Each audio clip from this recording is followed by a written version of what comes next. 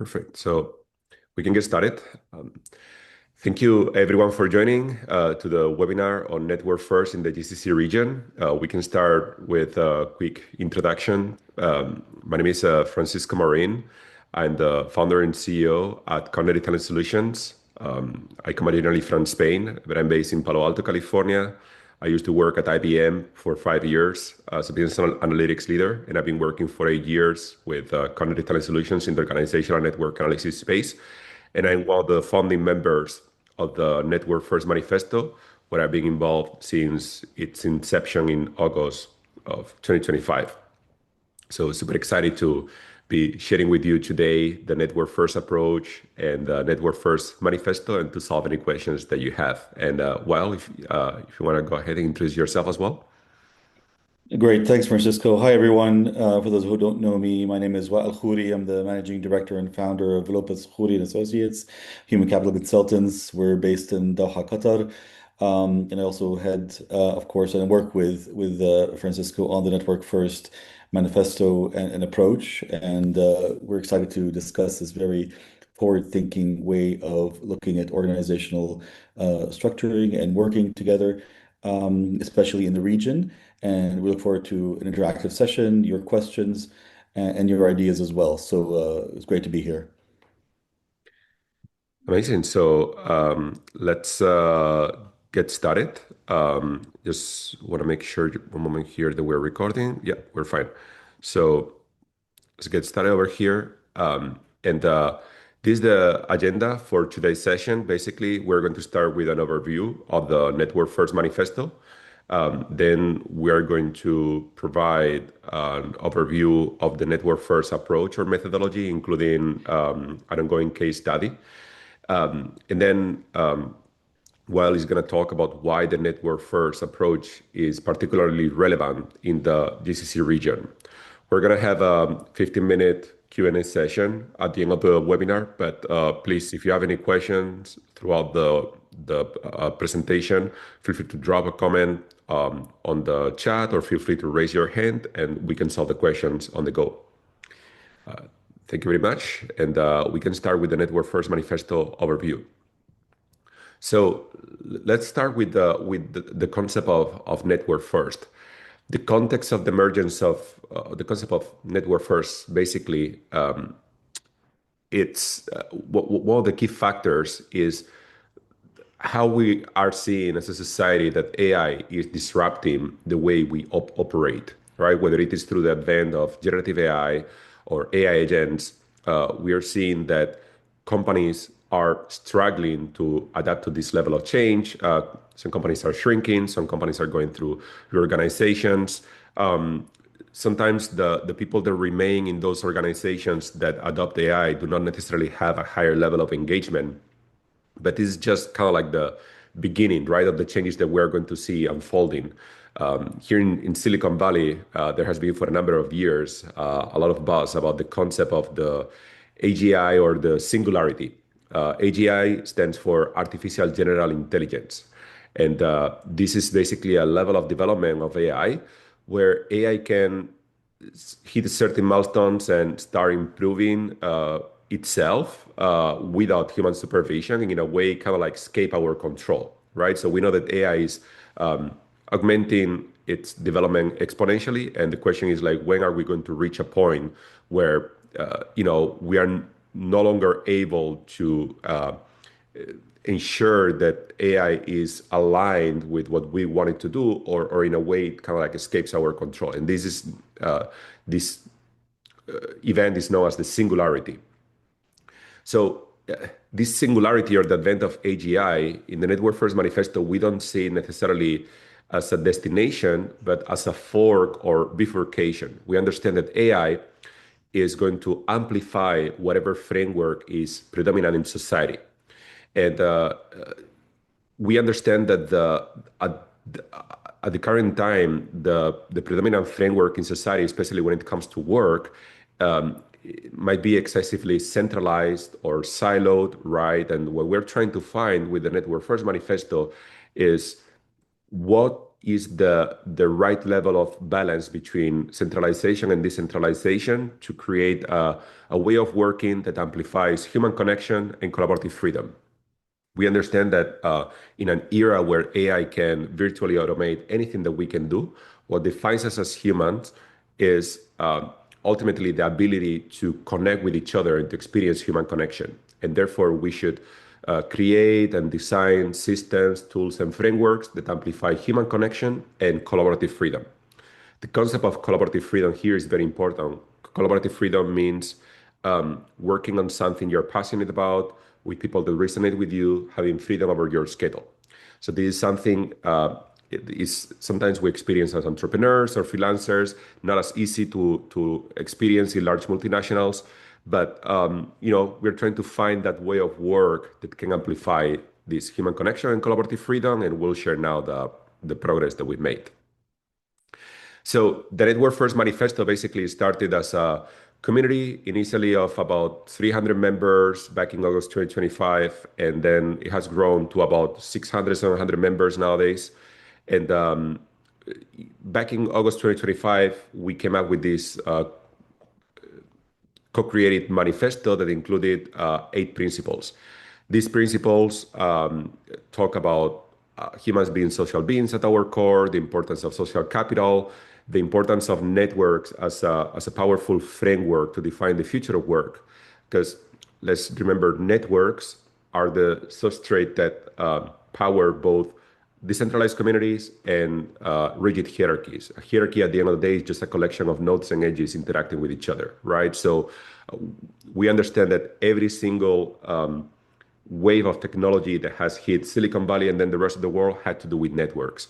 The internet had to do with networks, social media had to do with networks, blockchain had to do with networks, and artificial intelligence in a way has to do with the advent of neural networks as a way of powering them, right? So we don't know 100% how the future of work is going to look like, but we know that it will have to do with networks, with decentralization, with communities, with automation, and with artificial intelligence. And then, some of the principles have here some component of network science, and we have the principle of collaborative freedom. So this was kind of like the inception of the community. And then nowadays, as I mentioned, we have about 600, 700 members from about 300 to 400 different companies. This is a very, very diverse global community. We have already several members that have joined regions like Qatar, Egypt, Dubai, but also here in the United States, South America, Europe, Africa. It's a very, very global community, both in terms of region, in terms of role, in terms of level of experience. We got consultants, entrepreneurs, multinational executives, freelancers, artists. And it's a community of people that are passionate about networks, passionate about the future of work, and they want to engage in this collective, decentralized process of exploring what a better way of work looks like. Just to clarify, this at the moment it's a non-commercial initiative. There are no fees involved to join. Everyone is welcome to join, and we'll share now a link for anybody that hasn't joined yet that wants to be involved. And the initial members that join had the title of founding member. The other members have founder, but there is no hierarchy whatsoever. It's pretty decentralized, and I will explain now how we organize ourselves. So let's start with the Network First approach that will explain both how the Network First Manifesto community is organizing itself, and then like a specific example on how we are running these in my own company, Cognitive Talent Solutions, which is one of the first 5 companies that is piloting this methodology. So basically, the original experiment that we ran in the Network First community was known as the 30-day impact project. The premise here was that we were wondering if we were able to map the areas of interest of the members and the skills or areas of expertise and availability to join online or asynchronously. If we fed all that information to an AI model, would the model be able to organize people to work in a decentralized manner, right? So we map all this information through Google Forms, and then we fed it to an LLM, and the LLM configured 8 teams of 8 people to work together for 30 days on specific deliverables, right? So that experiment was pretty much a disaster, basically. Like only half of the teams were able to deliver something at the end of the 4 weeks. Some of them were not even able to agree on having a meeting. But what we noticed is that those teams where we had kind of like somebody that was passionate about the topic being proposed, they had better performance than others. And that's how we moved initially from what we call the AI-led model to the member-led model, right? And we were discussing these findings at the monthly gatherings, which we started calling network convergencies. So with that member-led model, basically the way it works, it evolved over time into the 8C framework that you see on the screen. Basically, it consists of 8 phases. We have a calling phase where people are called basically to work on something they're passionate about, and they submit a proposal to be ratified by the community. In the case of the Network First Manifesto, that proposal looks something like this, where basically you can submit a proposal through a Google form and you put your name, your proposal, the proposal description, and then that proposal is available through this decentralized voting tool for voting by the community. These proposals are reviewed at monthly gathering called Network Convergence. That's where we enter already into the converging phase. This network convergence typically lasts between 1 to 2 hours, and we do it the second Monday of each month. So at the network convergences, members defend their proposals. They're open for voting for the following 7 days. And in this case, if a proposal gets 25 or more votes with 50% or more majority of for votes instead of against or abstain, then that proposal is ratified. When that proposal is ratified, then we enter what we call here the catalyzing phase. That member becomes a project catalyst. And the goal of the project catalyst basically is to manage the collective effort from the members to, in a way, lead that initiative, right, to produce certain outcomes. So once the project catalyst is defined, we open the project in the Slack workspace. You can see here we have multiple projects that start with the hashtag project. So we have different projects here going on. And each of these projects is led by a project catalyst, who is the member that originally submitted the proposal.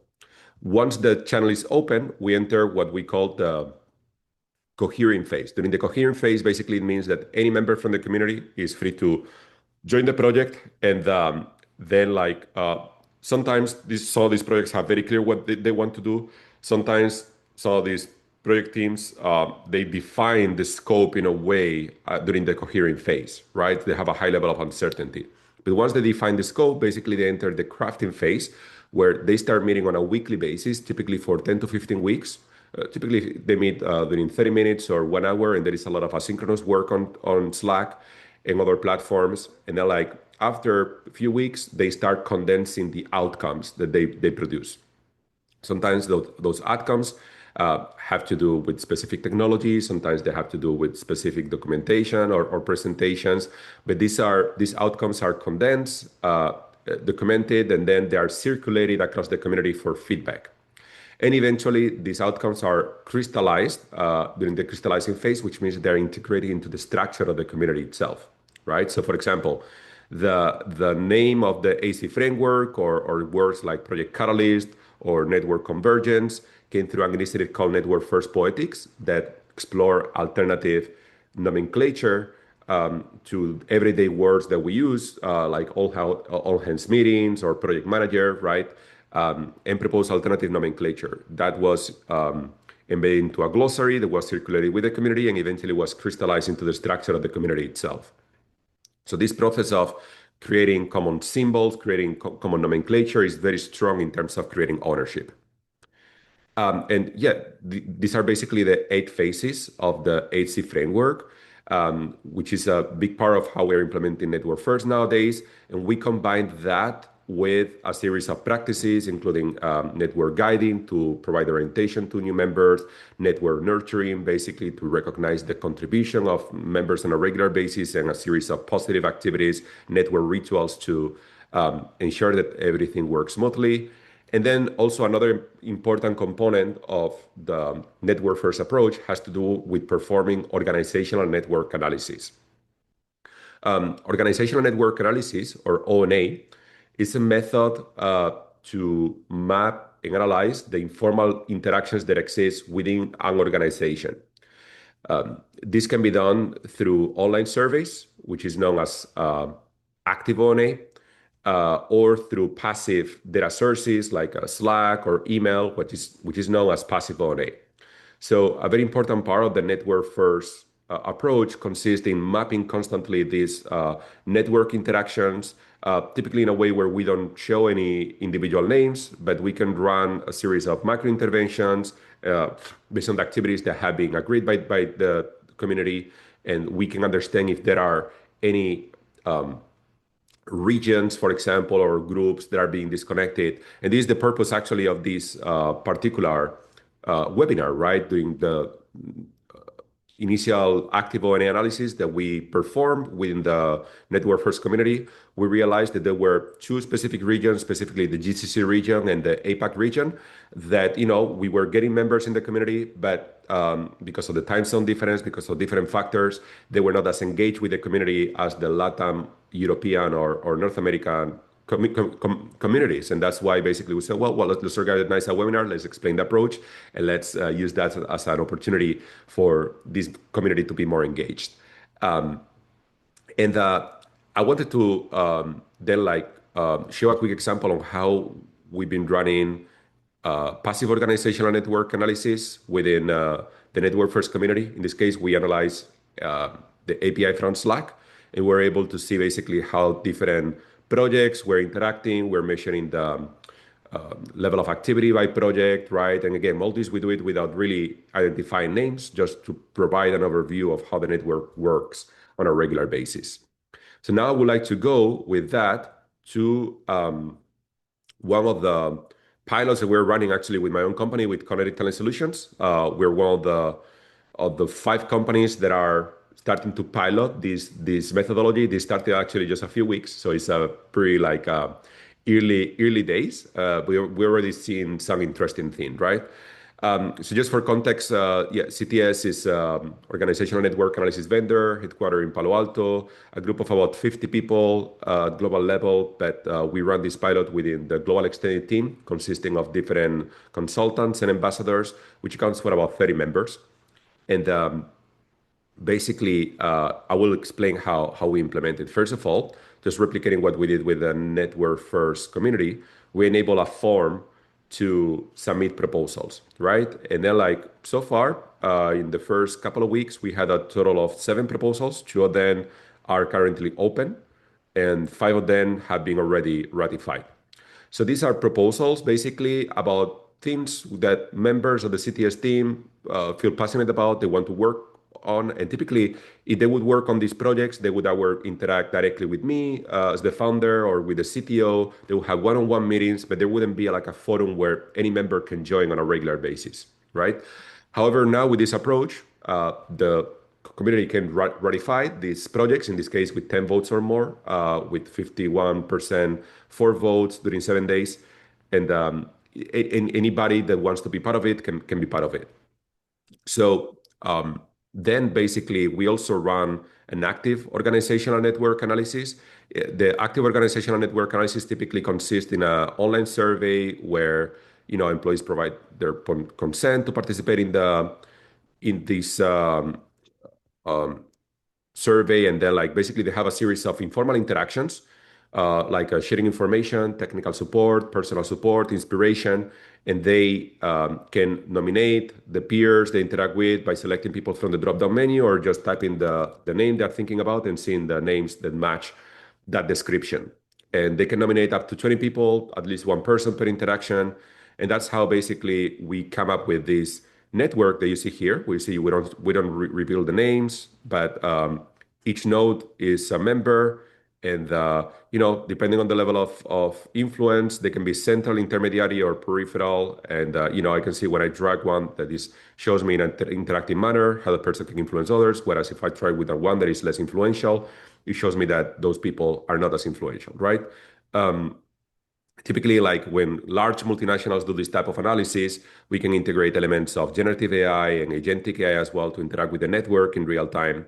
And I might be able to show an example in short, but yeah, this is basically what we saw in these early stages is that, as you can see, there is like excessively dependency on some central nodes. And what we are looking with implementing this approach right now is basically to increase the level of collaboration across the global extended team and make sure that they have opportunities to connect directly with other members and that way basically increase the overall engagement and productivity of the team.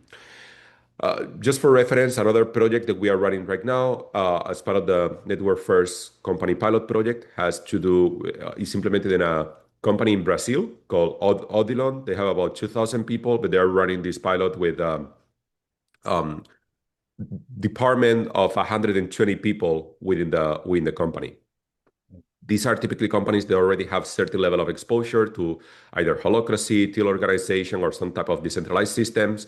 But now also we are in the process within the community of documenting something called the Network First Codex, which is going to be kind of like an open foundation where we're going to relinquish any IP that might have been generated. And we are going to basically give this like a gift to the world without any attribution needed so that any company that wants to create certifications, courses, consulting practices, or technologies related to Network First can do so without any concern about IP royalties or other stuff.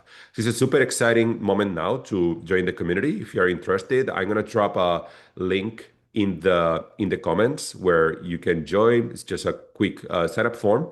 And as you see, basically, we are working here to create a way of work that sits at the intersection of network analytics, decentralized community management, a bit of blockchain as well, because the decentralized voting includes blockchain technology, even if you don't need to create a MetaMask, you can log in only with your email, and also artificial intelligence, right? So, and the goal here is to amplify human connection and collaborative freedom. I'll pause it there. Uh, Want to see if there are any questions so far before we proceed with while explaining why this approach is particularly relevant for the GCC region. I think we have some. We got a question in the chat, Francisco. Yeah. Yeah. Giovanni's asking about using the 5D five across engagement. Hmm. I'm actually not familiar Interesting. with that model. Are you familiar? Well, Not in too much depth, I guess, right? I guess okay, you want Giovanni, to unmute yourself and elaborate a bit more on your question? Sure. that would be Hi, great. Yeah. Francisco. Hi, Wael. My name's Hi. Amanda. Hi. I interned at IBM in the summer after my freshman year, and I got to intern for the head of sales, who was based in Michigan, and he sold to the big three automotive.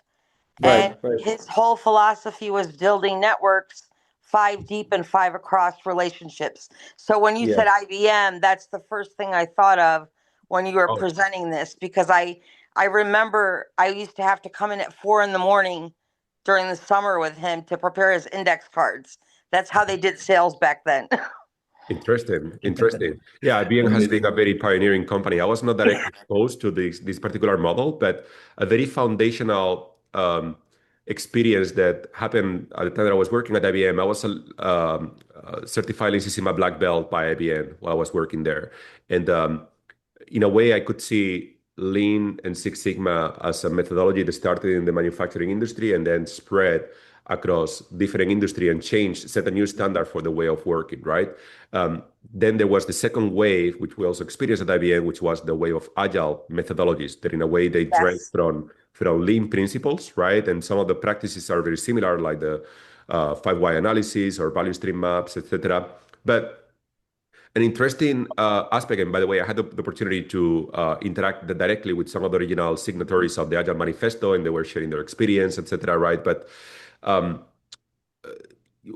one of the things that we are trying to do differently with regards to the Lean Six Sigma or Agile movements is that while, for example, in the case of the Agile movement, they started with a manifesto as well back in 2001 in Utah, signed by, I believe it was 17 or 18 software developers, right?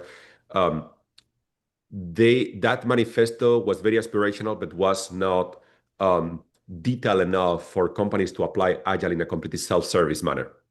Whereas later there were other frameworks like Scrum and others that built certifications and different paid offerings, but companies didn't really have a strong open foundation to do this by themselves without going through an intermediary, right? So what we're trying to do now with this Network First Codex is to create kind of like a free manual, free guide, so that any company that wants to explore this, they can either implement it as it is, or just create their own version, or just create something completely different, right? But in a way that there can still be paid offerings in terms of tooling, consulting practices, technologies in the market, but still companies have an easy way to implement this by themselves. So yeah, there are many movements out there that have to do with decentralization and networks. You got the network state, you have the Fito network, you have I think about teal organizations, holocracies, right, the Octopus movement, others. But yeah, we really have a strong focus on doing things that are actionable, that are relevant in the current context, and produce these outcomes that we can share with the world as a gift. And engage, lead by example, and use those methodologies in the way that we manage our own community. No, Yeah. it's a beautiful model. So I'm glad I joined today. Yeah, Thank great. you. And again, Giovanni, based on what you're talking about, obviously there is that link there in terms of how these networks are working, right? And the models there, right? Based on my experience or light knowledge of, kind of the 5D, 5 across, obviously in the Middle East, I see, right, there's a lot of depth, right?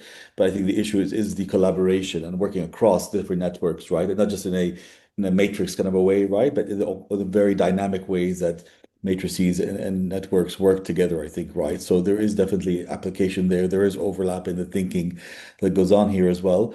I really Yeah. understand define who has access to what influence do they have, how does collaboration work, what is the effectiveness of the communication that happens across networks to get where things are done. And again, I would expect to see differences in how networks in a general way operate, in different regions of the world culturally, based on just experience, based on how organizations have typically matured, so it's very interesting to kind of have that link between these two different No, ideologies. this is a very beautiful model. It's kind of like open source coding for the world, except from a networking perspective. Exactly. Absolutely. A very nice way of putting it. I like that. Yeah, it's very beautiful, actually. It would be useful, well, if based on your experience working in the GCC region, if you could explain, based on your perspective, why this model is particularly relevant in the GCC region, where are some of the peculiarities, right, that we might find.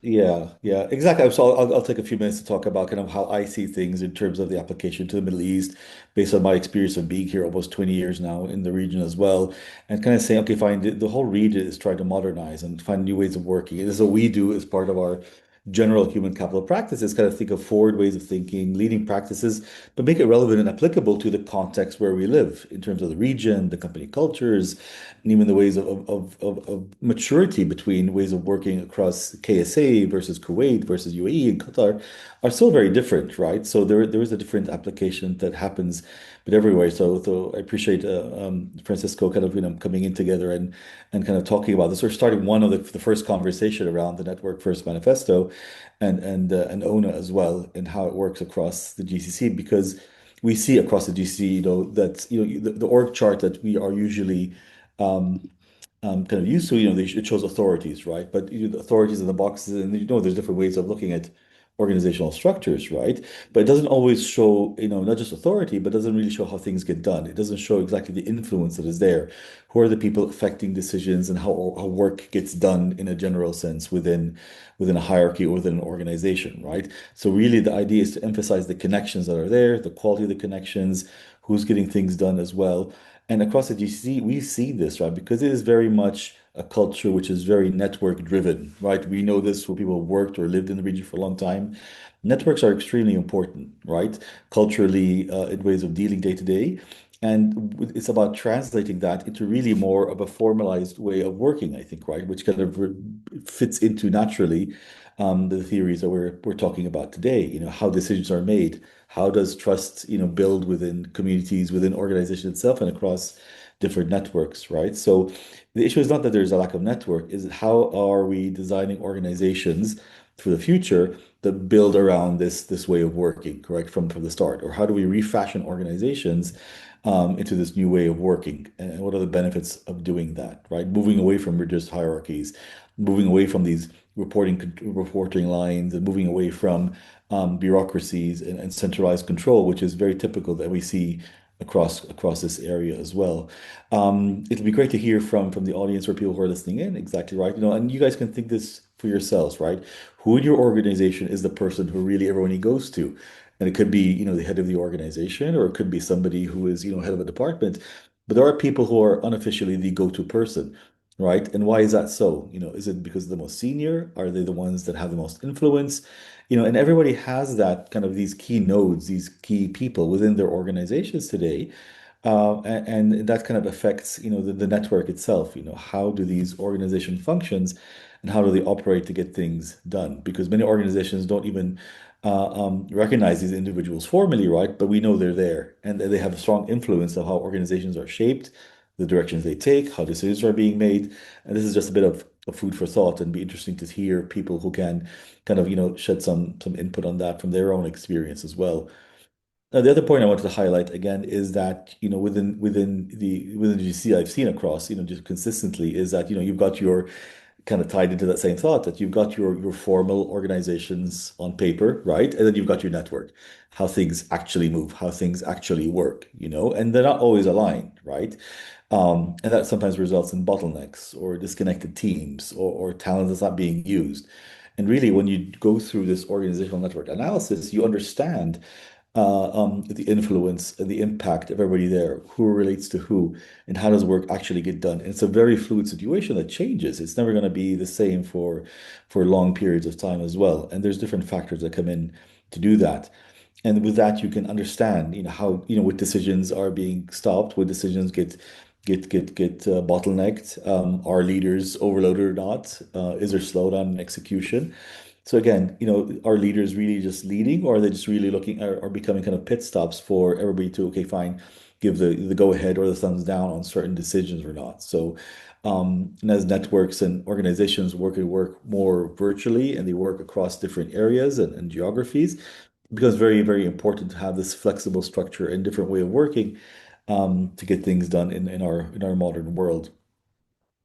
I think in the GCC specifically, there are multinational workforces. We understand that the workforce composition in the GCC is very different than in Europe or the Americas, for example, correct? Or maybe in Asia.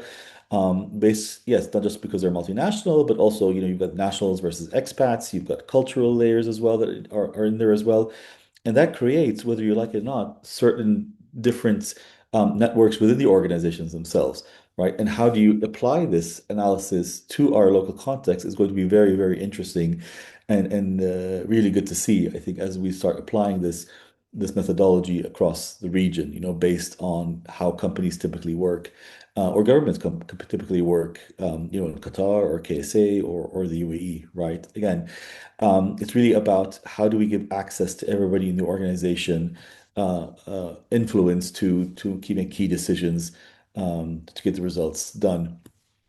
The other aspect I'd like to talk about is, again, when we go back to nationalization, we know nationalization is an extreme priority and becoming more and more so in Qatar. It's way ahead, obviously, in KSA, in UAE, etc. Right? So, organizations want to hire the best talent that they can, but how do they integrate those? How do they work with nationals in terms of giving, access to the right training? How do they make sure that nationals and expats work clearly together culturally?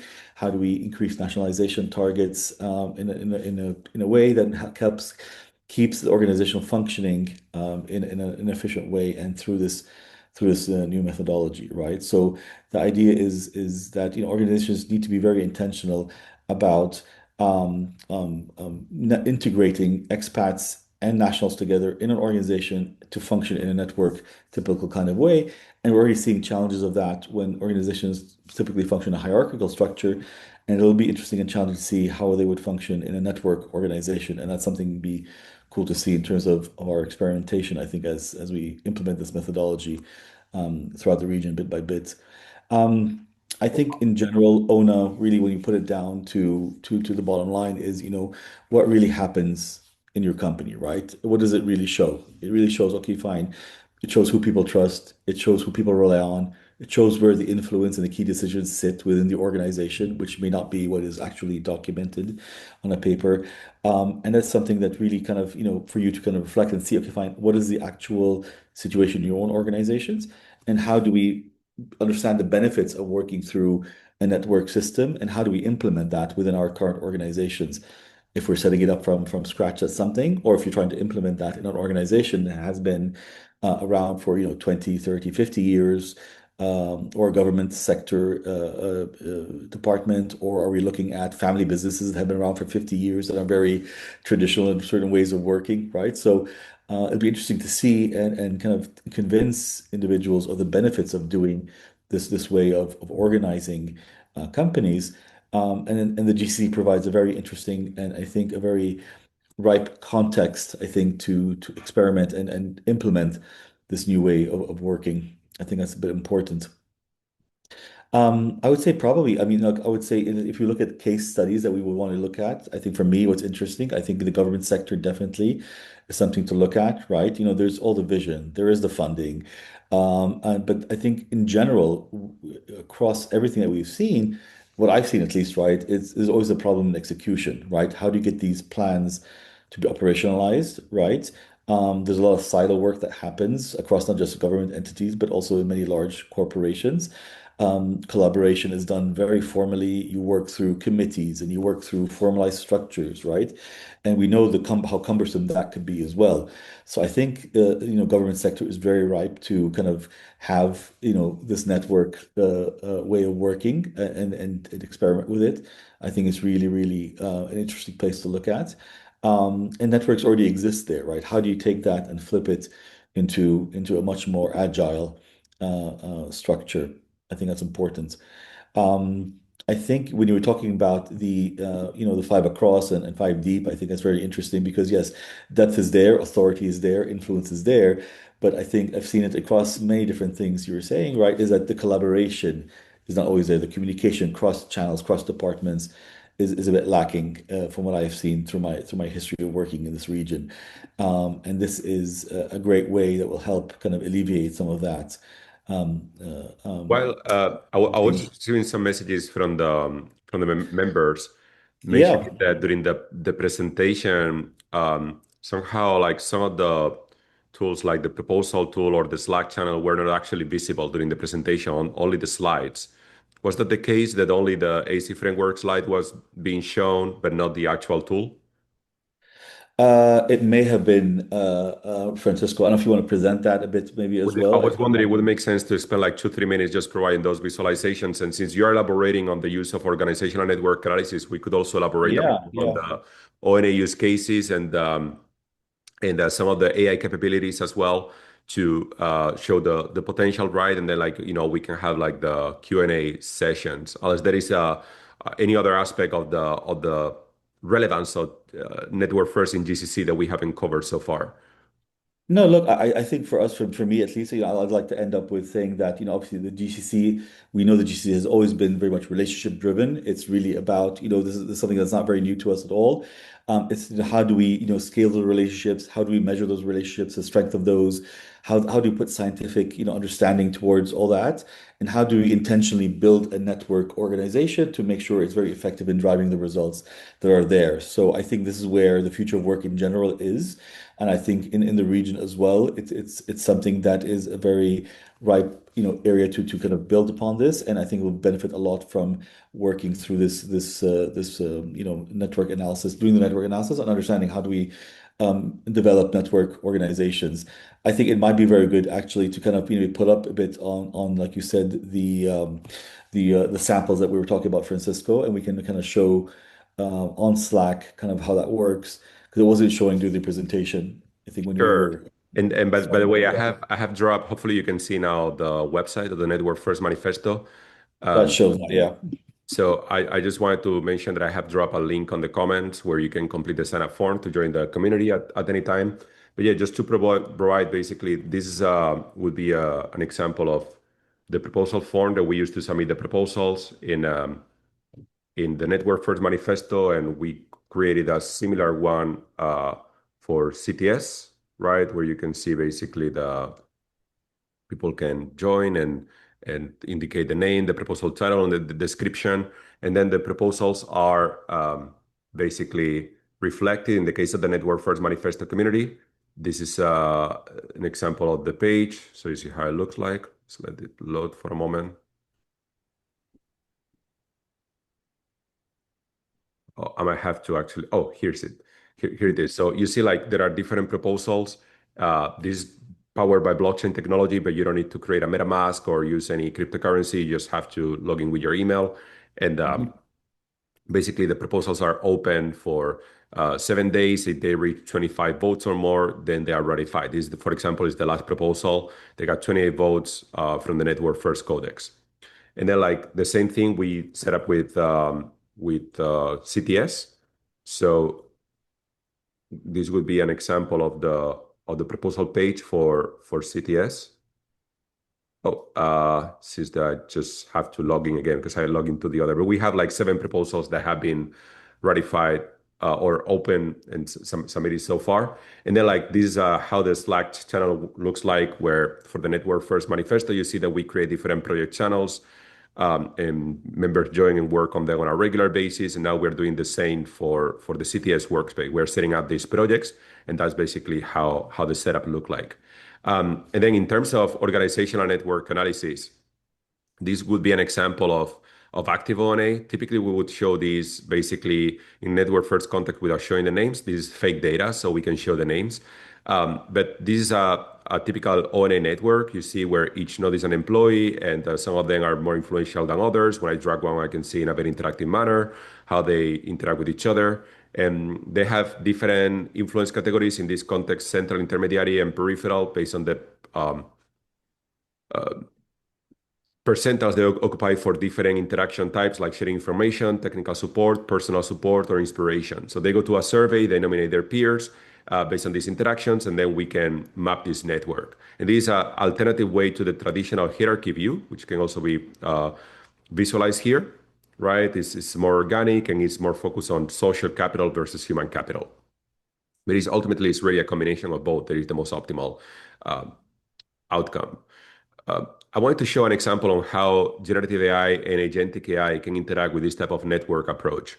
Because again, there are some companies like Odilon or CTS, they implement both the HC framework and the ONA component. Some of them do only ONA. There are companies that have different level of maturity, but there is a lot of potential when it comes to integrating AI and network framework. So for example, here with generative AI, we can ask who are the top 3 employees in terms of influence, and how can I leverage them? Okay. So then basically the AI would parse the network results as well as any other HR metrics that we might have fed the system in the background, like department, engagement, role, skills, etc. And we're replying to the prompt. It highlights these people in the network as well as in the ranking and explain how these people can be leveraged for specific purposes. Sometimes these informal leaders are leveraged as change agents of strategic initiatives. For example, when implementing agile methodologies, they can be agile champions. When implementing ERPs, they can be ERP super users. Or when implementing a cultural change, they can be cultural ambassadors or even become brand ambassadors outside of the company. And we can also use these informal leaders to enhance the identification of high potential employees in leadership development programs and succession planning initiatives. Our research at CTS shows that only two-thirds of high-performing employees are not recognized as informal leaders by their peers. So if you make sure in a leadership development program that these informal leaders and or these high potential employees are simultaneously informal leaders and high-performing employees, you can change the leadership pipeline by up to 70%. And by engaging informal leaders as early adopters, you can improve change adoption by up to 70% as well. Then another interesting use case is onboarding, where we can match informal leaders as buddies of new hires to shorten their time to productivity. An example of how we could combine this with agentic AI would be this mentorship matcher AI agent, where basically the agent would identify macro interventions across the organization that need to be approved by the HR team on a case-by-case basis. And then once an intervention is approved, the AI will automatically notify the first line manager via email, will gather the consent of the mentor and the mentee. Once the mentor and the mentee have gathered the consent have provided the consent via email, the AI will make an email introduction between the mentor and the mentee, and then we'll gather their feedback to make sure that the mentorship opportunity took place. So that way we can shorten the time to productivity of new hires by up to 40%. Then like on the passive O&A side, I show you an example earlier about Slack, although I don't know if it was visualized or not. But then like this would be an example of passive O&A based on Microsoft email metadata. Typically, when we do passive O&A, we don't show names of employees or any other identifiable information. We do not analyze the content of the communications, but we do analyze metadata at aggregate level. So we can look at email sent, email received, response time, meetings attended, burnout risk, and look into use cases like collaborative overload or cross-team collaboration, onboarding insights to see how long it takes for a certain new hire to reach an optimal level of productivity, and managerial effectiveness to understand how managers are having one-on-one with their team members on a regular basis, if they're engaging in micromanagement or not. And we can also monitor well-being signals like after-hour collaboration load and other metrics. So you see basically like we're going towards a future of work where organizations can be decentralized networks where agentic AI is running micro interventions on a regular basis, and where people can gather based on areas of interest, people that resonate with them, and having ultimately we had to boil down the essence of network first to a few words. I would say network first is about starting with the human connection first, starting with the community first, and the outcome second. Right. So first, we make sure that we are working on something that we are interested in, we're passionate about, and that we have a group of people that resonate with us, with our vision, right? And then basically the outcomes start being a consequence of that activity, right? Whereas in traditional organizations or traditional approaches, whether it is an early stage startup or a large multinational, typically like work happens in a very centralized and rigid way, where people are told exactly what they have to work on, who they have to work with, when they have to work, where they have to work. And sometimes that can limit creativity and productivity and engagement, right? So the idea is like, how can we find a healthy level between centralization and decentralization in a way that is scalable and that can enhance our human experience, especially with the advent of AI technologies. And I'll pause it there, but I would love to open for the last 7 minutes, a Q&A section. If anybody wants to unmute themselves and share their impressions, their feedback, or if you have any questions, feel free to kind of like share them on the chat or unmute yourself and share it with us. And yeah, we'd love to hear from you. And I see that we have actually a few members from the Network First Manifesto, Jaya and Nat and others. So if also you want to unmute yourself and share your experience with the community, that would be great as well.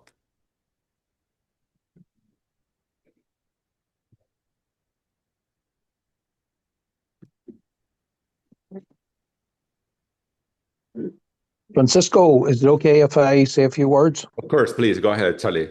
Thank you. Yeah, Thank you. Thank you very much. And thanks, Wael, for sending me out the link for this. And first, just to recognize that Wael, who I know quite well, for a period of time that I spent in Doha before in 2025, 26, is just really, really good at this networking, very unselfish with his time and bringing people together. So thanks for that. I think the last piece there from Francisco was really, really good when you spoke about the power of connecting first, coming together first, meeting up, building relationships. That is about people. It's about that human connection. It's not about looking at what can I get out of this, that comes as a consequence. So it's human connection first and work-related benefit well down the line. If we try too hard to force things in network arrangements, it tends not to work when we tend to let it flow naturally and build a relationship with the person. So my service is customer experience based in Ireland, but we're doing work into the European Union. I'm also involved in the European Union Pact for Skills. I've just finished a term with MIT in a global initiative looking at skills of the future, but in particular human skills. And because of that, we created a concept. It's not a building, but a concept of a Human Skills Institute, on the belief through the study that 50 to 60% of the skills of the future are going to be human skills, not digital skills. The AI and the digital will be there'll be enhancements of those human skills. But what's happening is, and I think we all agree with this, is there's a race for AI strategy. And as somebody said here in Dublin at a conference a few weeks ago, culture still eats AI strategy for breakfast. And that thing of the internal customer service, the experience within the employee experience is still to the fore, regardless, of the pace of change and the digital disruption. So, I think this is a fantastic opportunity. Not only is it a strong network, but it talks to that very problem or the issue, potential problem, but bigger than that, the potential opportunity, because it's not human skills versus AI, it's human skills with AI and using both of those in a responsible way. So I'm really excited about, what I've heard here, and I can't wait to join up once you guys are gone in a few minutes' time. Of course, Charlie, you're welcome to join. You can find the link on the chat. Actually, the mention you did about the MIT remind me of something I should have shared. Is actually as part of the Network First company pilot, the Network First Manifesto had a partnership with Cornell University. So Cornell is sending basically a series of people to help us document these first case studies. And the same way, for example, that with the agile methodology, the collaboration with universities like MIT or Cambridge was very critical in making it mainstream. Or in the case of design thinking, also the involvement of Stanford University, right? We have this strong collaboration with Cambridge. There is also now a researcher from the University of Puerto Rico that is going to be involved. We are having conversations with different universities here in the United States and abroad, but it's also an opportunity basically to engage academic institutions. I see that you turn on the camera, so we'd love for you to share your experience with the community so far. You being a super active member, I think your perspective will be super useful for the group. Thank you. Yeah, it's been an absolute joy actually to meet all these very intelligent bunch of people, and I've been involved with IBM as well for a few years. I went to Wimbledon a couple of times.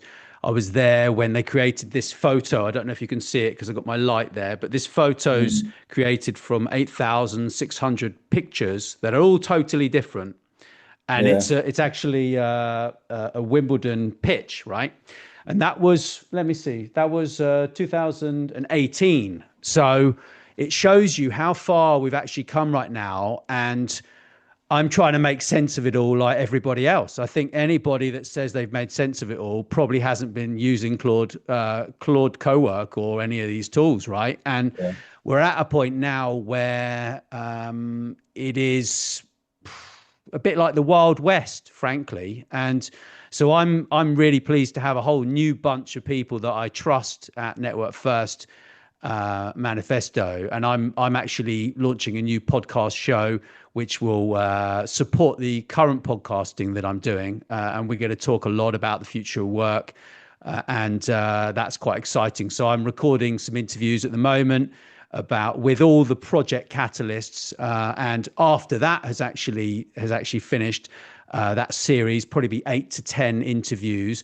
Then that will progress to interviewing lots of other people, because it's not there's no hierarchy, right? It's not like, oh, I'm going to be retentive and interview catalyst. It was just a nice way to kind of explain what on earth we're doing there, because it is a bit off the wall. You know, unless you're a forward thinker, and I found everybody is just really forward thinking, and that's another reason that I've joined it, really. So yeah, enough from me. I could waffle on No, for ages thanks, about Nat. I this. think your experience is super relevant because Nat had previous experience doing podcasts, right? But when he launched the Network First podcast project, which he submitted as a proposal, it got ratified.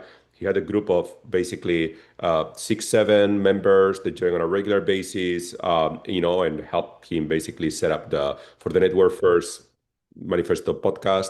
Set up the messaging, the banner, the structure, the idea. So it is a much more interesting experience doing it part of a community as doing it in isolation or just hiring freelancers or employees, right? I know Jaya also wanted to share their experience, and we are already at the top of the time, so we have to be very quick. But Jaya, if you want to very quickly share your experience as well. And we got a comment, sorry, Jaya, from somebody in the chat with Dr. Sharif as well. I think we'll try and get to also as well. So. Perfect. Sure. Yeah, I'll make it really short. I just wanted to share with everyone, what I found. Definitely Network Manifesto opened my eyes. I'm a HR practitioner for about 25 years. And when I joined Network First Manifesto, it really opened my eyes, and I thought, why didn't I find this much earlier? So if you're like me, an HR person, definitely I highly recommend you to join this organization, because like me, I hope it opens your eyes. And I really resonated with what Wael said earlier about trust, relationship, and so on. And you'll find that here. And for me, as a HR person, of course, I've did find that in my working environment. However, the true trust and relationship I could build here, I felt like I was more free to do that here, and without having to worry about protocols and this and that, but truly thinking about the organization's best, and also truly having the collaborative freedom. So that's been my experience, and I highly recommend and encourage a lot of people, you, if you're interested in finding what I found. So that's all. Thank you, Jaya, and thank you for all your contribution to the community. Let's answer the comment from Dr. Sharif, right? And we can wrap up the session. So the comment is, thanks for the interesting O&A work you discussed. I wonder what aspect of connection quality could be observed, measured in organizations, given that the quantity of connections and other frequency may not necessarily be a representation of their quality. Very good question, Dr. Sharif. So here, typically, we advocate for a combination of active and passive O&A, because with active O&A, you can basically categorize these interactions in interactions like sharing information, technical support, personal support, and inspiration. So we can see if somebody is influential, or if, in a way, for example, if they check several boxes. Maybe a person is working in a help desk role and they have a lot of technical support, but if that person doesn't inspire or share information with their peers, it's not recognized as an informal leader. On the passive O&A side, when we analyze interactions between two departments, for example, we can see how reciprocal they are. If they are taking place within working hours or outside working hours, how they compare with the average of the industry or the average of the company itself. And that contextualization is very, very important, right? Because if you see, for example, Department A and Department B exchange 50 emails per month, that doesn't mean anything by itself. The relevant insight there is like, is this level of collaboration like 50% higher than what we see between other departments? Has this level of collaboration increased or decreased within the last 3 months? Do we see a situation where, for example, we are interacting with a client that is, we're paying a lot of attention to a client that is not generating a lot of revenue, but we have another client that is much more strategic, where we have much longer response time, and we are not having that common exchange? Or what's the level? What are the best practices, for example, in terms of collaboration that lead to a department having a certain level of performance versus others? Are the departments that are working in silos? So the contextualization and the nuances in removing that noise from the information about collaboration are just as important as the data itself, right? And this is something that yeah, it's an emerging practice, and there is also years of literature that we're incorporating. And now with AI, it brings it to a completely different level of actionability. I hope that answers your questions. But with that, thank you everyone for joining today. We're gonna wrap up the session. Thanks, Wael, for joining us, well, for facilitating this with me today. And again, you have the link. You're more than welcome to join the Network First Manifesto. We'll share the recording with those that could not join, and looking forward to keeping in touch and exploring opportunities to work together. Thank you very much and have a great day. Thank you all for being here, please, and reach out to us for further connections and questions, and it'd be great to connect with you further on this anytime. Thank you. Bye-bye. Take care. Bye-bye.